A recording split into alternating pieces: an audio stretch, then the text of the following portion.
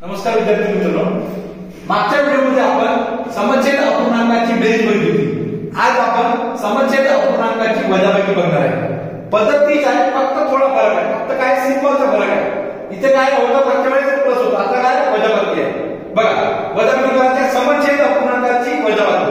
इथे काय 7/19 3/19। मी मागच्या क्लासमध्ये काय सांगितलं होतं, जर छेद समान असेल तर छेद काय करायचा, जसा तसा लिहायचा। छेद काय केलं मी, जसा तसा लिहून घेतलाय। नंतर काय केलं, अंश 7 सिंबल कोणता आहे मायनस, नंतर अंश कोणता आहे 3। 7 - 3 किती होईल मुलांनो, 7 - 3 4/90। बघा इथे भागाचं काय संचित रूप देतात ते काय नाही देत आहे। आपलं उत्तर काय 4/19। ठीक आहे, याच प्रकारचे पुढे उदाहरण घेऊ आपण। ठीक आहे, बघा उदाहरण नंबर आपण 2 बघणार आहे। मगाशी काय होतं, 2 अपूर्णांकांची वजाबाकी होती, आता 3 अपूर्णांकांची आपल्याला काय करायचे, वजाबाकी करायची। तर छेद कसा आहे, समान आहे। छेद कसा आहे, समान 8। बघा इथे 8/8 4/8 2/8।